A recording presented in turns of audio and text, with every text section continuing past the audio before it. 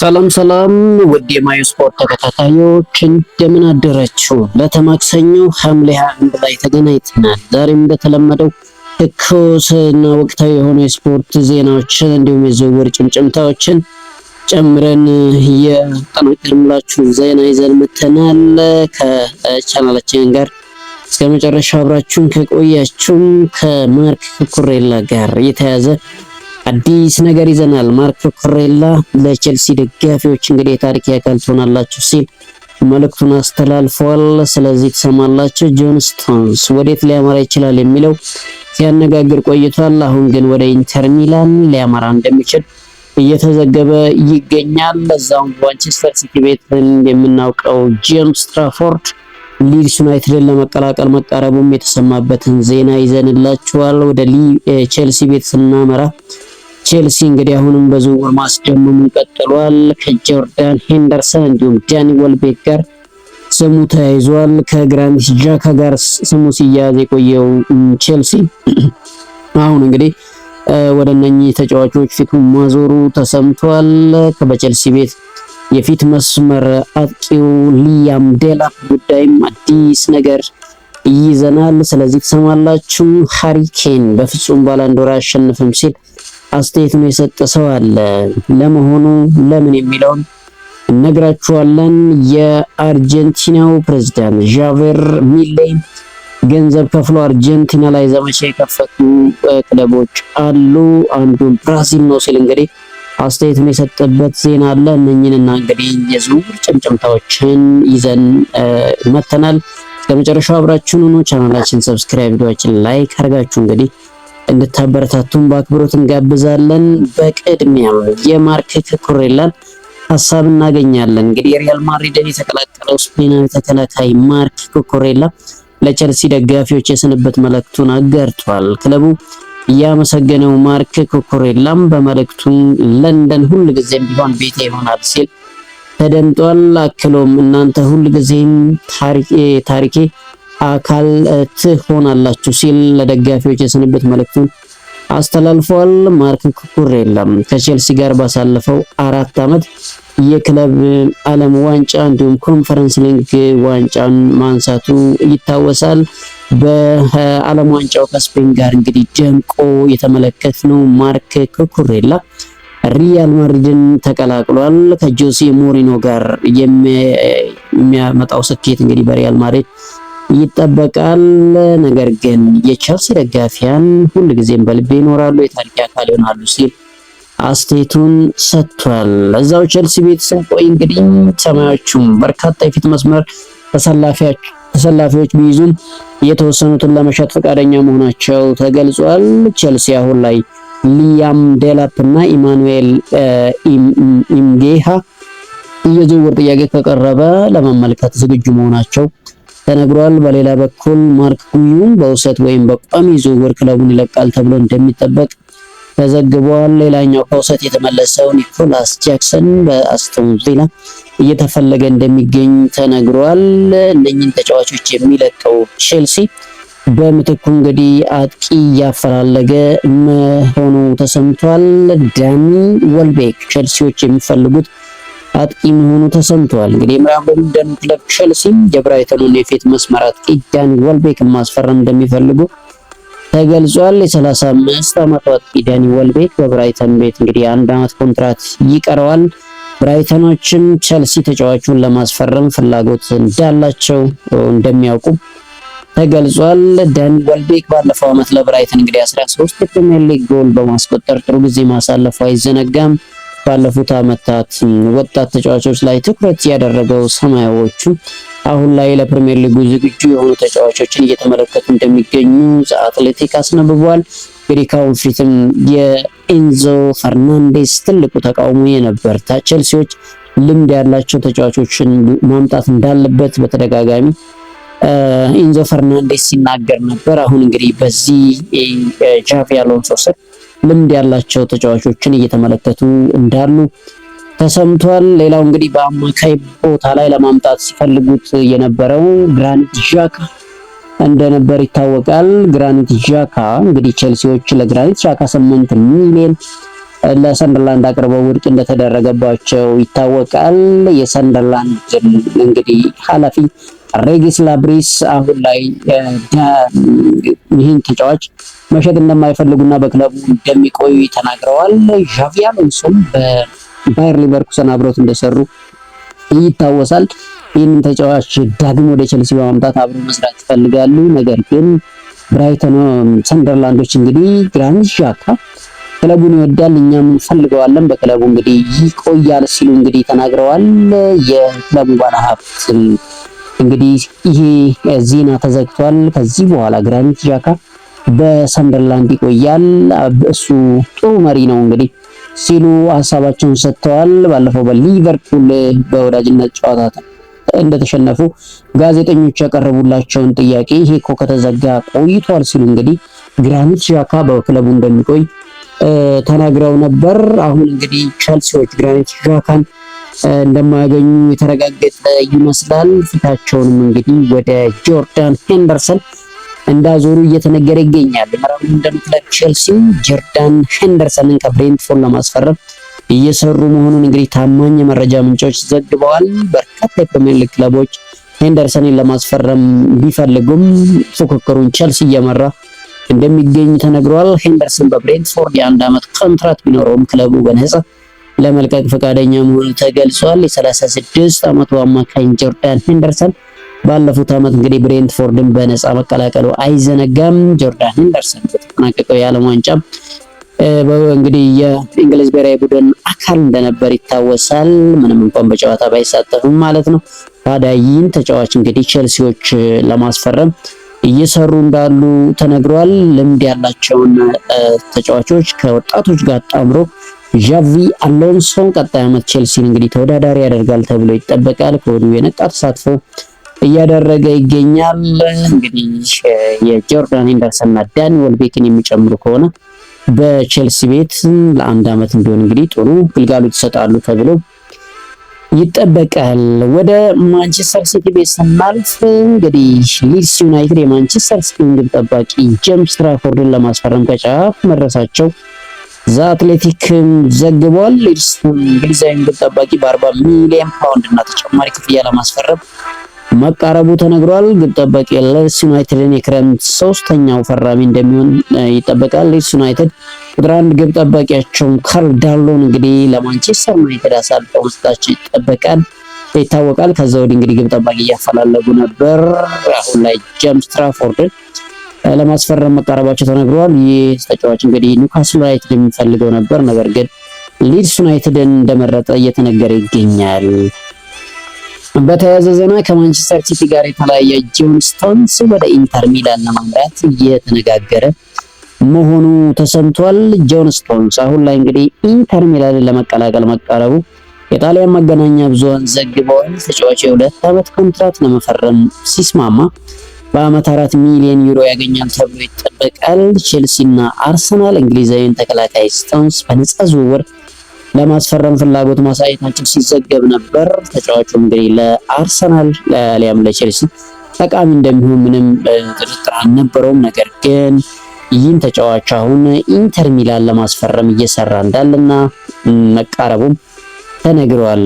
በቀጣዩ በእንግሊዝ ፕሪሚየር ሊግ ውድድር ዘመን አዲስ የግብ ጠባቂ ሕግ እንደሚኖር ተገልጿል። አዲሱ ሕግ ግብ ጠባቂዎች እንደተጎዱ በማስመሰል ጨዋታ እንዳያቋርጡ ለማድረግ በማለም መዘጋጀት ተነግሯል። ለወትሮው ግብ ጠባቂዎች እንግዲህ እንደተጎዱ አስመስለው ጨዋታ በማቋረጥ የቡድን አጋሮቻቸውን ከአሰልጣኝ ምክር እንዲቀበሉ እድል ይሰጣሉ። አለፍ ሲልም እንግዲህ የቡድን አጋሮቻቸው እረፍት እንዲያገኙ እና ውሃ እንዲጠጡ እንዲሁም ተጋጣሚን ለማዘናጋት ይጠቀሙበታል። በአዲሱ ሕግ ግን ግብ ጠባቂዎች ይህንን ካደረጉ ሌላ አንድ ተጫዋች ለ1 ደቂቃ ከሜዳ ለመውጣት ይገደዳል።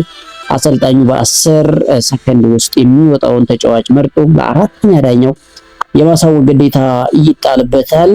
አሰልጣኙ በ10 ሰከንድ ውስጥ ካልመረጠ የቡድኑ አምበል ለ1 ደቂቃ ከሜዳ እንዲወጣ ይደረጋል። እንግዲህ ይህ ሕግ ከቀጣይ ዓመት ወዲህ እንግዲህ ወደ ስራ የሚውል ከሆነ በጣም አስገራሚ ሕግ እንደሚሆን ምንም ጥርጥር የለውም።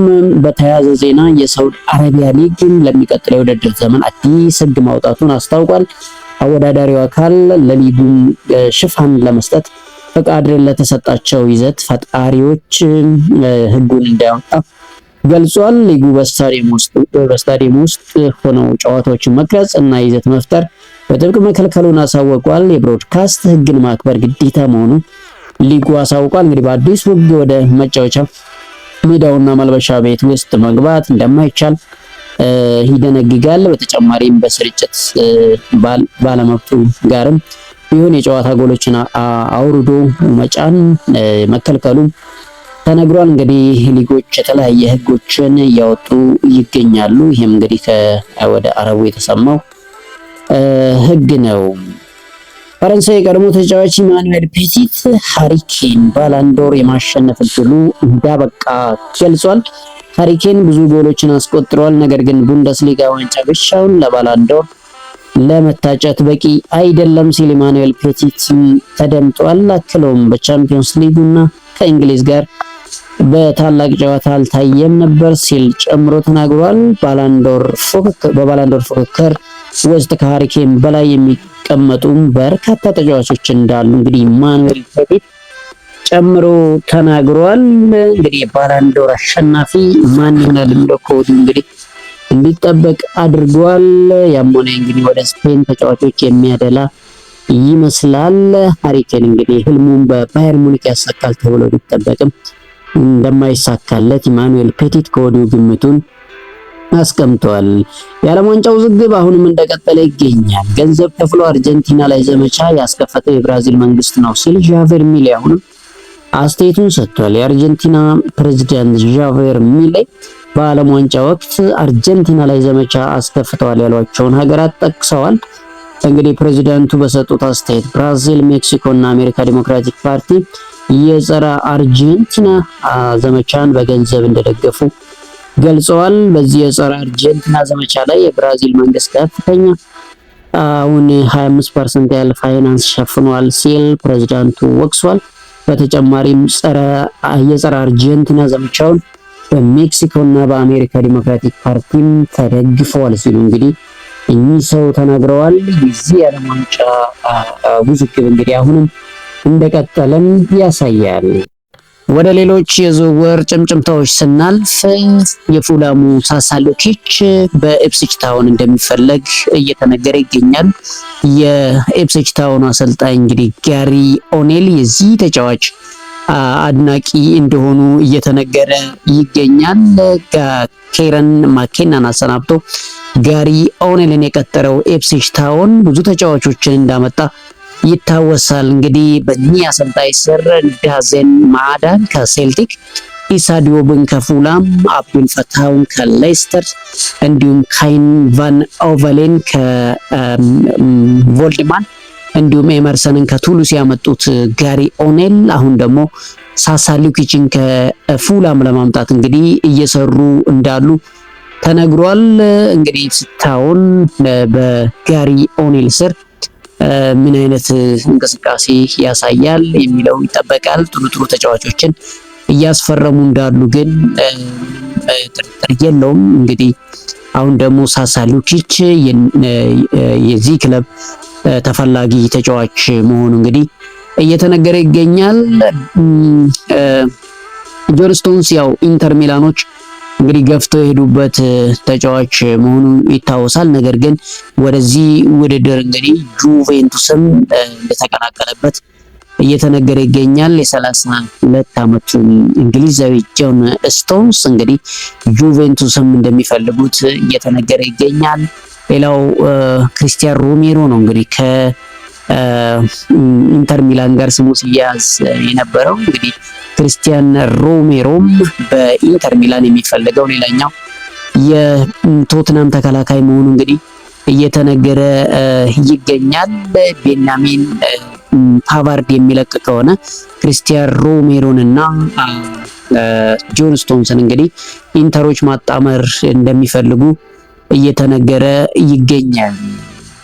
እዛው ጣሊያን እንቆይና እንግዲህ ፓውሎ ማልዲኒ የዳይሬክተሩን ስራ እንግዲህ ከጣሊያን እግር ኳስ ፌዴሬሽን ለመልቀቅ እንግዲህ ማሰቡ እና መልቀቂያ ማስገባቱን ጭምር እንግዲህ ተነግሯል። ያው ከሰሞኑ አንድሪያ ፒርሎን በአሰልጣኝነት ለመቅጠር እንግዲህ የተደረገው ንግግር መቋረጡ ተሰምቷል። በዚህ ምክንያት እንግዲህ ማልዲኒ ከጣሊያን እግር ኳስ ፌዴሬሽን እንግዲህ በሀያዎቹ ቀን ባልሞላ ውስጥ ማመልከቻ እንግዲህ ማስገባቱና ልቀቁኝ ማለቱ ተሰምቷል። ያው የጣሊያን እንግዲህ እግር ኳስ ፌዴሬሽን አሰልጣኝ መቅጠር ይፈልጋል። ፓውሎ ማልዲኒ ደግሞ አንድሪያ ፒርሎ እንዲቀጠር ይፈልጋል። ይህ ነገር እንግዲህ እንዳላግባባቸውና አሁን አንድሪያ ፒርሎ መልቀቅ እንደሚፈልግ እየተዘገበ ይገኛል። ሌላው እንግዲህ ትላንትና በስፋት እየተዘገበ ያለው የሙሐመድ ሳላህ ጉዳይ ነው። እንግዲህ ሙሐመድ ሳላህ ወደ ቤክስታሽ የሚያደርገው ጉዞ ለጊዜው እንግዲህ እንደተቋረጠ እየተነገረ ይገኛል። ሙሐመድ ሳላህ ከቤክስታሽ ጋር እንግዲህ በቃል እንደተስማሙ ተነግሯል። ነገር ግን አሁን ላይ ቤክስታሾች ለሙሐመድ ሳላህ ወኪል የሚከፈለው ክፍያ እንዳላስማማቸው ተነግሯል። የሙሐመድ ሳላህ ወኪል ከፍተኛ ብር መጠየቁን ተከትሎም የዝውውር ሁኔታ እንግዲህ ለጊዜው እንደቆመ ተነግሯል። ነገር ግን ሙሐመድ ሳላህ ከቤክስታሽ ጋር የጥቅማ ጥቅም የደሞዝ ጉዳይ እንደተስማማ ተዘግቧል። እንግዲህ መጨረሻው ምን ይሆናል የሚለው የምናይ ይሆናል። ያው ከሰሞኑ ደግሞ እንግዲህ በሪያል ማድሪድ በኩል አስገራሚ የተባለው የአንዲያሞንዴ ጉዳይ ነው። የአንዲያሞንዴ ወደ ሪያል ማድሪድ የሚያደርገው ጉዞ እንግዲህ ከስምምነት መርሳቸው ተሰምቷል። የአንዲያሞንዴ መጀመሪያ እንግዲህ ፒኤስጂ እንደሚፈልግ ተናግሯል። ፒኤስጂ ለያንዲያሞንዴ ለሌብዥግ ክፍያ አላቀረበም የሚል ወሬ ነበረ ስንሰማ የነበረው። ነገር ግን አርቢ ሌብዥጎች ፒኤስጂ ያቀረበላቸው ገንዘብ በቂ አለመሆኑ እንጂ ፒኤስጂዎች ገፍተው እንደሄዱበት ተነግሯል። ፒኤስጂ ለዚህ ተጫዋች እንግዲህ 102.5 ሚሊዮን ፓውንድ አቅርቦ ውድቅ እንደተደረገበት ዘገባዎች እየተናገሩ ይገኛሉ። የ19 ዓመቱ እንግዲህ አይቮሪያን በቡንደስሊጋው 12 ጎሎችን አስቆጥሮ 8 ለጎል የሆኑ ኳሶችን ባለፈው ዓመት አቀብሏል። አሁን ላይ እንግዲህ ሪያል ማድሪድን ለመቀላቀል ሙሉ በሙሉ መስማማቱ ተነግሯል። በ115 ሚሊዮን ፓውንድ እስከ 120 ሚሊዮን ፓውንድ የሚደርስ ክፍያ እንዲሁም እስከ 15 ሚሊዮን ፓውንድ የሚደርስ ተጨማሪ ክፍያ በአጠቃላይ እስከ 135 ሚሊዮን ፓውንድ ከፍሎ እንግዲህ ሪያል ማድሪድ ይህን ተጫዋች በቀጣይ 6 ዓመት እንደሚያስፈርመው በሳንቲያጎ ቤርናባው እንደሚያቆየው እንግዲህ መነገሩ አይዘነጋም። ነገር ግን ፒኤስጂዎች ለዚህ ተጫዋች 102.5 ሚሊዮን ማቅረባቸው ግን ከታማኝ ምንጭ የተገኘው መረጃ ያመለክታል። ሊቨርፑል ያው እንግዲህ ብራድሊ ባርኮላ ጋር ነው አሁንም እየተነጋገረ ያለው። ከብራድሊ ባርኮላ ጋር የሚያደርጉት ድርድር አሁን ላይ ጥሩ አቅጣጫ እንደያዘ እንግዲህ እየተነገረ ይገኛል። ብራድሊ ባርኮላን ሊቨርፑሎች የሙሐመድ ሳላህ ትክክለኛ ተተኪ አድርገው እንደሚመለከቱት ይታወቃል። ብራድሊ ባርኮላ እና ሊቨርፑል የሚገናኙበት ጊዜ እንግዲህ ቅርብ እንደሆነ ዘገባዎችም እየወጡ ይገኛሉ። ያው ስፖርት እንደዘገበው እንግዲህ ብራድሊ ባርኮላ ወደ ሊቨርፑል ለመምጣት አሁን እንግዲህ ንግግሮች ከፒኤስጂ ጋር እየተደረጉ እንዳሉ ተዘግቧል። ብራድሊ ባርኮላ እንግዲህ ማረፊያው ሊቨርፑል የሚሆንበት ጉዳይ አይቀሬ ይመስላል። ወደ ማንቸስተር ዩናይትድ ቤት ስንመጣ እንግዲህ ማንቸስተር ዩናይትድ አሁንም እንደተለመደው ድርድር ላይ ነው ያለው። ነገር ግን ማንቸስተር ዩናይትድ እንግዲህ 19 ዓመት ግብ ጠባቂ አስፈርሟል። እንግዲህ አሁን ከዚህ በተረፈ ማንቸስተር ዩናይትድ ቤት ያለ ጥርት ያለ ዜና የለም። ነገር ግን አሁንም ተማኑ ኩኔ፣ አሌክስ ስኮት እንዲሁም ደግሞ ኦሬሊ ቹዋሜኒ ጋር የተያዘው ማንቸስተር ዩናይትድ ሌላው የአጥቂ ጉዳይ ነው። አጥቂ ብዙ ዝርዝሮችን ይዟል። ነገር ግን ያው ማንቸስተር ዩናይትድ አሁን ተጫዋች ካልወጣ ወይም ካለቀቀለት ወደ ክለቡ የሚያመጣበት ሁኔታ አስቸጋሪ ይሆናል። በቀጣይ በአራት ዋንጫ የሚሳተፈው ማንቸስተር ዩናይትድ በዚህ ሁኔታ ከቀጠለ በዚህ ስኳድ ምን አይነት እንቅስቃሴ ያደርግ ይችላል የሚለው እንግዲህ አስኪ ጉዳይ ሆኗል። ይሄ ለማንኛውም ከማንቸስተር ዩናይትድ ጋር ያለ አሁን ጥርት ያለ ዜና የለም። ሌላው እንግዲህ አርሰናሎች ናቸው። አርሰናል ያው ከብሩኖ ጉማሬሽ ጋር እንዲሁም ከቪኒሲየስ ጁኒየር ጋር እንግዲህ አሁንም እየተነጋገሩ እያሰቡ እንዳሉ ተሰምቷል። ብሩኖ ጉማሬሽ ወደ አርሰናል የሚለው አሁንም ጥርት ያለ ነገር የለም። ነገር ግን አርሰናሎች 70 ሚሊዮን ዋጋ አቅርበዋል። ኒውካስል ዩናይትዶች መሸጥ አይፈልጉ፣ ከሸጡም እስከ 80 90 ይፈልጋሉ። ጥርት ያለ መረጃ አላገኘንም። ሌላው እንግዲህ አርሰናል ከኤዝሪ ኮንሳን ጋር እየተነጋገረ እንዳለ ተሰምቷል። ጆን ስቶንስ ሲባል ነበር። ጆን ስቶንስ ወደ ኢንተር ሚላን የሚለው ዜና እየሰፋ መጥቷል። ሌላው ቪኒሲየስ ጁኒየር ነው። ቪኒሲየስ ጁኒየር እንግዲህ ሪከርድ በሆነ ደሞዝ አርሰናሎች ማምጣት ይፈልጋሉ።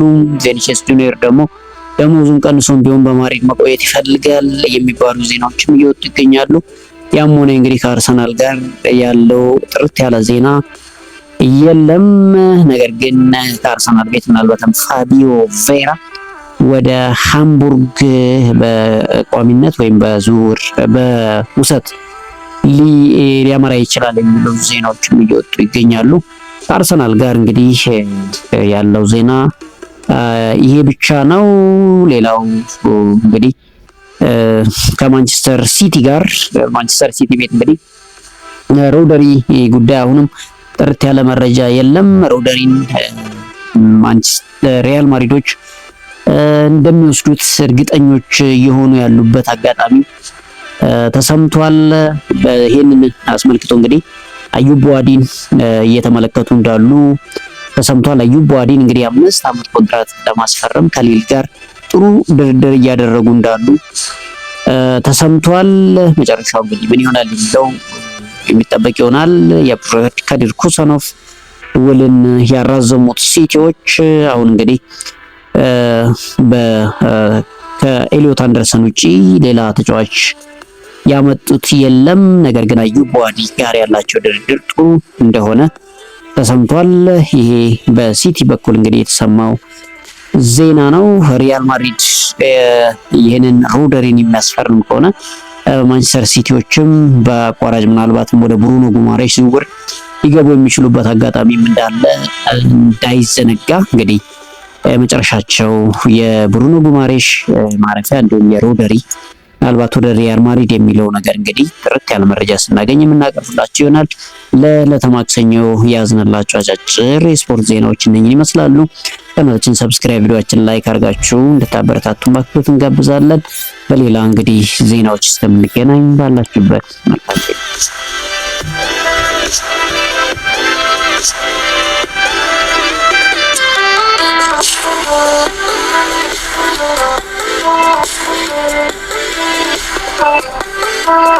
Oh,